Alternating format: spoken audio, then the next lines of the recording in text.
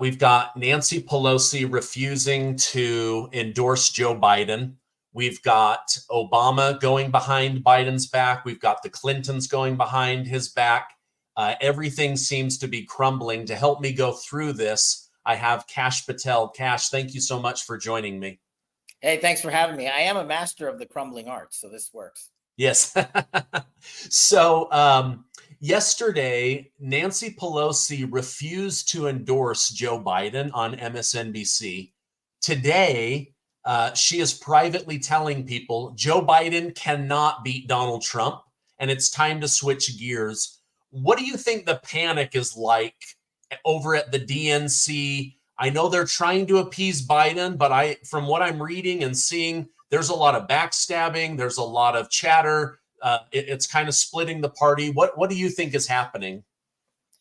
Yeah, the Panic at the Disco DNC fiasco is pretty simple. It's one of their own making, and now they're eating each other. Remember Nancy Pelosi, who lied about January 6th, who filmed a movie on January 6th, and then lied to the world about insurrection and stood up her bogus committee, who continued to lie to the world about insurrection, which never occurred, and so many other injustices of January 6th, is now telling America that she won't endorse Joe Biden, but she already endorsed Joe Biden like 778 times in the last 2 years.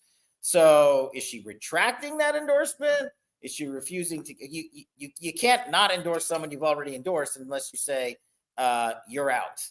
And I think she realizes, even in her infinite octogenarian ways, that she is going to get smoked at the ballot box with Donald Trump's movement and Donald Trump's policies. And the guy that was supposed to be their stalwart just got demolished on the international stage at a debate, which I was saddened for America for, because I don't want to see that. I want whatever the commander-in-chief is, as President Trump brilliantly said during the debate, I'm cheering for you, Joe, because our national security depends on it. And the world and our enemies just saw that, and they were like, we're going to double down. We're going to triple down.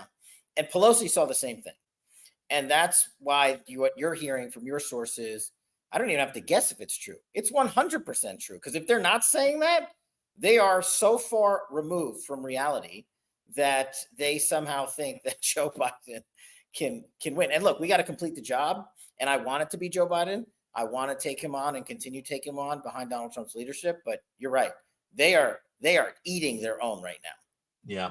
As somebody who's been involved in the legal side of government, the Department of Defense government, and also exposing the lies of the Obamas and Nancy Pelosi with the Russia hoax, what do you think America's enemies are thinking when they see Joe Biden in this frail, weak state?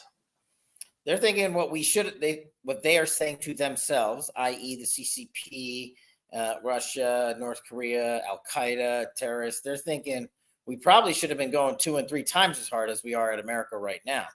They've been seeding people through our southern border. We've caught terrorists. We've lost terrorists. We don't know where terrorists are. And this isn't happening by accident, and it's not happening overnight. The narco traffickers are getting together with the terrorists, who are getting together with Iran and the mullahs and the CCP and saying, everybody come in. We'll figure out all our differences later. But right now, our attack mode is America. And they won't necessarily launch anything here tomorrow or next month or next week. It might take some time, but they are infiltrating through fentanyl, for example, our everyday streets. They are infiltrating through their prisoners, our communities, and killing and raping women and children. And that's happening across America. And so those are the immediate consequences, which should be a national security crisis in and of itself.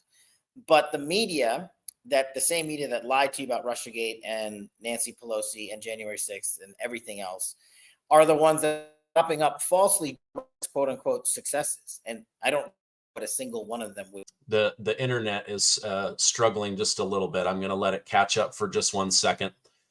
You were saying that it may not happen overnight, but they are definitely infiltrating us, and that is something I know the FBI they've been on the highest alert since 9/11 is what I've been reading, and that's actually pretty scary in and of itself. I also read yesterday that a lot of these college campuses that were being infiltrated with pro-Hamas, pro-Palestinian, that a lot of that was being funded by Iran.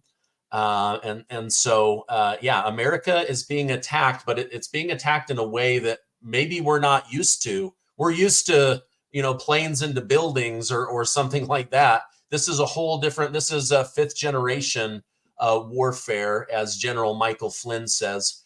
Another thing I wanted to talk to you about is Vice President Kamala Harris is, for all intents and purposes, next in line. Polls show in a fair and free election, however, she cannot beat Donald Trump. Betting websites where people are putting down money on who will win, they show that Donald Trump would absolutely wipe the floor with her. Do you think that she can win? And isn't she the one next to Jill Biden most responsible for lying to Americans and covering up Joe Biden's dementia? The word salad queen cannot win. And she cannot win because she can't cackle her way into the White House. The media was able to cover up for her since she was the number 2 in the VP candidate and put out the farce that she is somehow only black and serving as a female black vice president in the first time in American history. As an Indian American, I could not hear of something more wildly offensive to me when Kamala Harris is half Indian, raised by her Indian mother, and her father was from Jamaica, which does not make her African American. But they'll take racial labels when it's suitable to them, and they'll blast them out when it's suitable to them, and they'll ignore an entire portion of our electorate. And I want to ask where the other Indian Americans are today, standing up and saying, you're okay with them deleting that portion of her heritage because it's politically convenient? You want her to be in charge of the United States of America? So not just from a policy and substantive position, she was put in charge of the border. The biggest disaster we have in the Joe Biden presidency is the border, singularly, the largest national security crisis we have, and everything we just talked about from fentanyl and CCP and adversaries. Border, narco traffickers, border, sex slave traffickers, border, illegal crimes, border. And the border czar, the word salad queen, has just failed. And every time she's asked about it, she laughs. She literally laughs. And the mainstream media lets her get away with it. I don't know why. And now you want her to take the number 1 job? So if it's possible, and I don't know that it is, but if it's possible, she might be worse than Joe Biden. Yeah, yeah. You make a good point. I was reading probably 2 or 3 days ago that before the election, she talked about her Indian heritage. She talked about her mother. The Indian community, had a greater connection. As soon as she enters the highest levels of the Democrat Party, suddenly she's a black woman. Like they never talk about her being Indian. They never talk about her being raised in Indian culture by an Indian mother. Even her own father from Jamaica said, I can't believe that you're trying to make marijuana legal. You're an embarrassment. They don't talk about him, right? So her only connection to being black, they ignore. And then her actual connection to being Indian, they ignore. Is she a woman of color? Yes. Is she black? No. But they use this to get the black vote. And it's kind of disgusting how they use the black community, if you ask me. But they're going to have to deal with that on their own. Another thing that I wanted to get your thoughts on is just this morning, the Congressional Oversight Committee subpoenaed 3 White House aides to testify against President Joe Biden and his failing health. Do you think that this will actually happen? Is the White House going to intervene? Are these people going to plead the fifth? What are your thoughts on that? We'll never see them in Congress. This Republican majority, they don't enforce a damn thing. We saw what they did to Merrick Garland. That vote just went up in flames after we forced them to listen to inherent contempt, and we had 4 Republicans vote that down. Everything is a headline pot shot. Oh, we are opening up an investigation into this. We talked to White House staffers. We're going to get them here. You're going to get them there with 3 legislative weeks left in the calendar year. 3 legislative weeks left in the calendar year. You're going to impeach an attorney general. You're going to subpoena White House staffers. You're going to use the power of the purse to seize people's data and documents and emails and texts who disobey a congressional subpoena and break the law, you're not going to do anything. I'm tired of defending them. Some of them I used to work for. Some of them are still my friends. Some of them are doing the job. But our majority is failing. And, you can write all the letters you want. You might as well send them to the moon because they are completely worthless outside of your 4-second headline. Yeah, that's the other thing I wanted some help clarifying is, that they have given so many warnings, threats, pop shot, headlines in the media about getting Merrick Garland, and then they do nothing, and then now they're supposed to bring the vote to the floor. What happened? A bunch of people went home for the weekend, and so we'll try it again. It's like, these guys did not wait around when it came to arresting Peter Navarro, putting him in shackles, humiliating him at the airport. Same thing with Steve Bannon. They did nothing to slow that down. These Republicans are weak, and I know my community hates hearing that, but that is the truth. They are very good at words and very terrible at actions.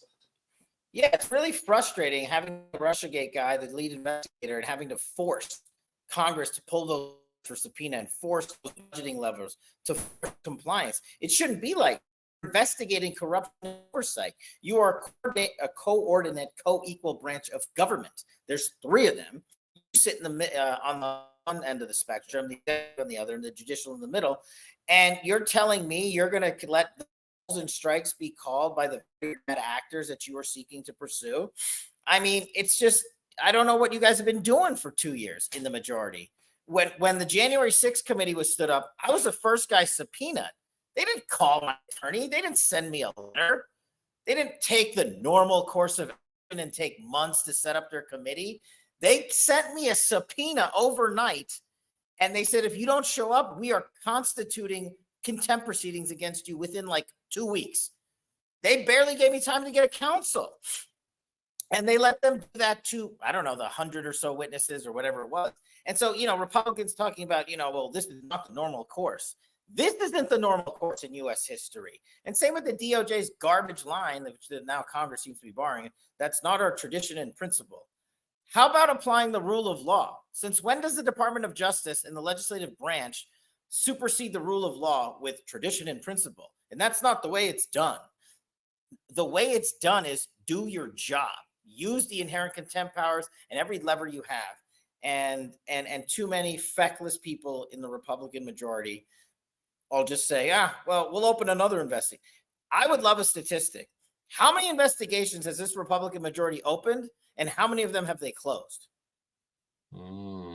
Yeah, no, that's a really good point. I know many of us are frustrated and want to see that, see any of these come to completion. But you're right. Like, when they wanted to impeach Donald Trump, they impeached and then they looked for evidence. And these guys are like, well, we'll find the exact perfect case and then we'll maybe bring charges. It's like it gets embarrassing at some point. But like you said, I do think that there are a lot of good people in Congress, but without the majority, you can't push anything forward. And you've got rhinos and weaklings that hold back true justice from a conservative standpoint. You have a book out, Government Gangsters. My community helped make that a bestseller. And now you've got a movie that's coming out. Tell us about that. What are we going to see in the movie? And then we'll run a trailer. Yeah, it's very nice. You did. Your community is a large reason why we've been a bestseller for 9 straight months, which is insane. But Government Gangsters, roadmap to taking out the deep state, the bureaucracy, the agencies, the mainstream media that conspired, whether it's Russiagate to 51 Intel to Jan 6 to all the stuff we talk about. And Steve Bannon was kind enough to partner with me some 4 months ago. And this is the incredible thing. We did this in 4 months. He turned the book into a film in 4 months, literally like the day before he went into prison. And now the film is finally being released. And so it's at warroom.film. You could pre-order right now. But if you guys are going to be at the RNC, you will be the first people on earth to see Government Gangsters, the movie. It is premiering next Thursday at the RNC, 2 p.m. in the Miller High Life Arena. And we invite everybody. It's free. And the next day, it goes out to the world. Okay, very It's cool. dedicated to Steve Bannon. Yes, I mean, gosh, I cannot believe everything that they are trying to do to him. The fact that he's sitting in jail, but I love that you guys were able to get this out. Let me run the trailer for that so that my community that has helped make this book a bestseller can see what they're going to see here. Government gangsters are the group of individuals, career bureaucrats, who have been installed by what we call the deep state into every agency and department in the United States government. Had Donald Trump not won in 2016, he would not have exposed the flank of the deep state and their weapon of choice, the two-tier system of justice. From Russiagate to Hunter Biden's laptop to Joe Biden's classified documents case to January 6th to the 51 intel letter and everything in between. We would never have learned that. These people are dangerous and vindictive, learning from their mistakes and perfecting ways to hide their corruption. It is finally time for a straightforward assessment of the state of our nation.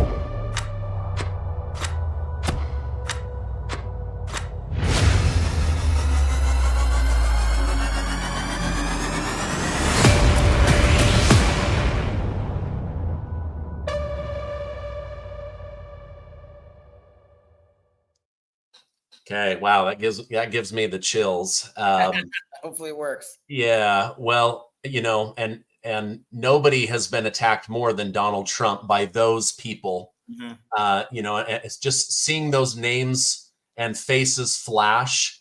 It just makes me sick. These government gangsters that are ruining the United States of America.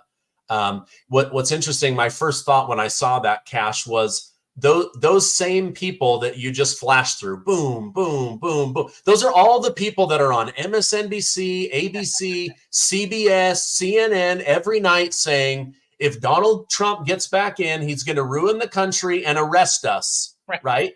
Like, that's why they're scared. That's why they're, letting all these rumors and wild harebrained schemes and stories and theories run wild, is because at the end of the day, they are terrified that they've been caught and that they will be the ones going to jail. Look, I couldn't have summed it up better. They are the biggest and greatest projection con artists in American history. It's incredibly ironic, the epitome of hypocrisy for James Comey and his acolytes to go out on mainstream media and say, Donald Trump is going to weaponize justice. I was like, wait, did he just say that? The FBI director who broke the law, lied to a federal court, utilized political funding to create a dossier to unlawfully surveil Donald Trump and then do it 4 times over. This guy's telling us Trump's going to weaponize justice. And so that's their last lash, right? They don't have anything else because we've educated the Americans through your great show on all the hoaxes, all the scams, all the 2 tiers of justice. And the power that we now have is that we're the ones telling the truth. You guys are being lied to by everybody else. So now you're going to listen to us because we have a record to stand on. And that's what they're afraid of. They're about to be, if Donald Trump is elected, their reign will be wiped out. Their corruption will end and the swamp will cease to exist. And they are terrified. Yeah, this is like, I feel like this is like the Empire Strikes Back. The swamp strikes back. They're going to do everything they can. The fact that the CIA intervened in the American election in 2020 to cover up the Hunter Biden laptop, the fact that we now know with certainty that Anthony Blinken was behind that at Joe Biden's request. Joe Biden lies to the American people during the debate. I don't know what you're talking about, Donald. 51 former intelligence people signed a letter that my son is innocent and I'm not a fat liar, a big fat liar. It's all come out. It's been exposed. You guys exposed the Russia story against Donald Trump. You guys exposed that Obama was spying on the Trump campaign. Who do you think is it one group or is it just people working in coordination behind the scenes that are running it? I keep wondering to myself, Are the Obamas really in control? Are the Clintons really in control? Like, who is really running everything? Is it the CIA? It's the deep state. That's the whole point of the movie. The deep state has been exposed, and the deep state has always been in control. And the deep state is not a Republican or Democratic thing. And the galvanizing force to make Donald Trump the enemy of the deep state was his ascension to the presidency. They didn't care. Half the people in that movie, in that trailer you saw, are Republicans. They're not Democrats. Actually, a majority of them might be Republicans. I don't even really know. But that's the point. They just care about how do we in Washington keep our power grab, keep our financial grab, keep our revolving door so that we can go back in and out of government, and that we can control the levers, and that we can tell the media how wonderful we are when we never accomplish anything. We never end the forever wars. We don't secure the border. We don't go after terrorists. We destroy the economy, and we make sure America is last and give Ukraine $100 billion and start another war in Israel that Joe Biden paid for when he released $6 billion to Iran. I mean, any one of those things would have been a national security crisis or an international crisis. And the deep state authored every single one of them, supported every single one of them, because Donald Trump was the one who actually solved them all and exposed their corruption while doing it, whether it's CIA, FBI, DOJ. As you said, Gina Haspel could have corrected the record as CIA director about the 51 Intel letter. So could have Bill Barr, as the attorney general, was sitting on the FBI investigation and the laptop, and they both failed. And it's not a failure, actually. I want to correct myself. Intentionally forgot to tell the American people of the truth a week before the election. Wow. Okay, I know you have a heart out. We've got just a couple minutes left. Volodymyr Zelensky of Ukraine publicly said today, after witnessing Joe Biden and his mental health, he's actually very worried. I don't know if that's a lie or if they had him drugged up the few times that he's interacted with the president. I know he's grateful for the money that he's been getting and the support, but how do you think Trump might behave differently if he gets back in office? Is he, in fact, going to say, Zelensky, you got to talk to me, and Putin, you got to talk to me, and let's come together and end this war? So Zelensky probably issued that statement because he realizes with Joe Biden leaves, his money spigot turns off. And then he can't buy his wife a Bugatti anymore with our taxpayer-funded dollars, which he apparently did last week. It's insane. But putting that corruption aside for now, Donald Trump's brilliance, I believe, on the world stage is that Putin will talk to him. And not only talk to him, he'll be like, okay, we probably need to end this thing real quick. So whether it's a combination of talking to him and Zelensky or Zelensky and him or whatever it is, I think that the secret sauce rests in Donald Trump's head, but the command is public. The WASTA on the international stage, the movement of other leaders in Europe, around the world to get behind Donald Trump, because none of them have the courage to go up and do what he did and take on Putin and take on Vladimir, take on the fat man in North Korea and take on the CCP and take on the terrorists. Donald Trump is just steeled in that mentality. And they know it. That's the thing. They can't just be like, we're going to meet with this guy and then, whatever he said, we're going to do what we want. They meet with him. We're going to get a safe world, and they're going to be forced to listen. And America's going to rise again when it comes to peace and prosperity. It sounds maybe a little cliche, but that's what we had with Trump. Yeah. We already have that proven track record. And Putin came out just in the last few days and said he actually looks forward to hearing Trump's ideas on how to end this war. And so hopefully that will happen. I know you've got to rush off to your next interview. Thank you so much for coming on. I'll put a direct link to the film down below so that people can check that out and support you. Thank you so much. I hope you have a great rest of your day.